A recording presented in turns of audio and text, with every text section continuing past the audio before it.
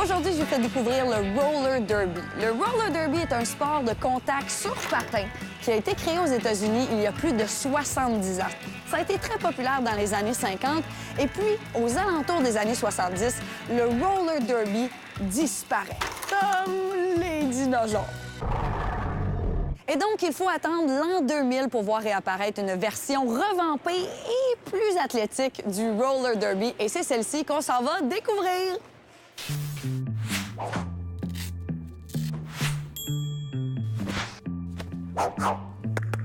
Olé! Donc, je suis présentement en compagnie d'Antoine. La lutte et le roller derby ont 2 points en commun, les contacts et les noms de tueurs. On a gardé le folklore des noms, je veux dire, qui peut être relié à la lutte, comme tu dis. Mais celui qui m'a fait le plus rire, puis c'est un des premiers que j'ai appris, mange... C'est quelqu'un de légendaire dans la scène du roller derby à Montréal. Bulkhead. Chris Loco. Tony Phoenix. Viking Size. Buddy Holly. Fred Astaire. White Shark. Falafel la gazelle. Vapeur bleu. Jupercut. Grimlock. Bichot. J'arrive! Vous m'avez quand même fait faire un chandail. Ouais. Et là, je tiens à dire qu'au départ, j'aurais voulu qu'on écrive dans mon dos « Frappe-moi pas, je suis enceinte », mais ça rentrait pas dans mon dos. « Aggressive Unicorn », hein? C'est quand même un nom qui dit « hein? » C'est aussi la première fois que je vais porter un mouthpiece.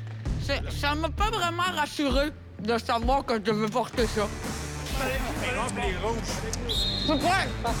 OK!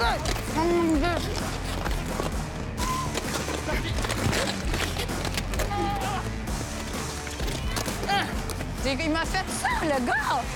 Avant de commencer, je voulais te dire qu'on a les mêmes tresses. Fait qu'on pourrait jouer dans la même équipe. Ça veut sûrement dire que t'es bonne.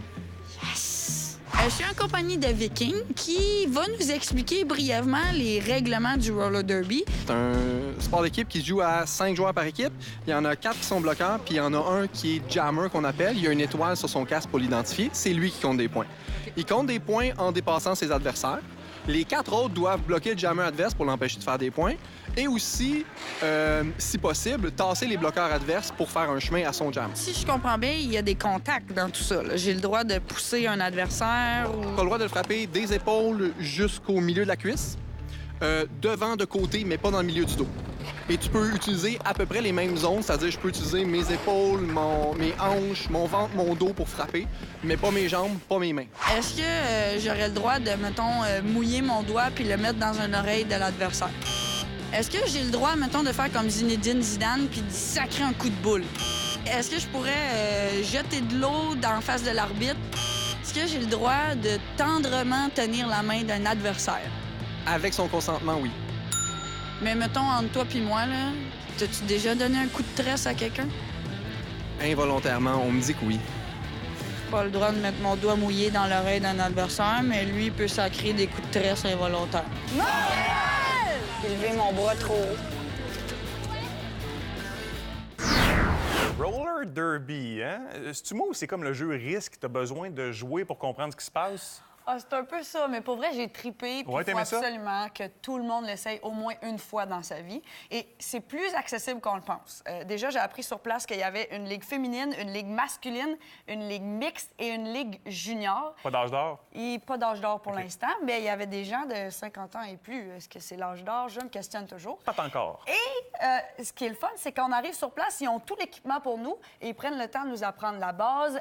Ils vont vraiment à notre rythme d'apprentissage. Tu vois, moi, j'étais pas très bonne, mais j'avais beaucoup remarqué. de volonté et je possédais un protège-dents, donc je me sentais invincible. Non, je te crois pas. Ouais, ça fait mal par moment, mais ils t'apprennent à encaisser les coups aussi. Et ce qui est intéressant, c'est que ça se passe au Taz, c'est sur Papineau. La piste est incroyable. Et si jamais tu veux pas vraiment participer au jam, qu'on appelle, qui est le match, bien, tu peux faire du patin libre autour. Ceux qui m'ont reçu, c'est la Ligue masculine de roller derby de Montréal. Je vais être obligé d'essayer ça un moment donné, là. Oui, monsieur.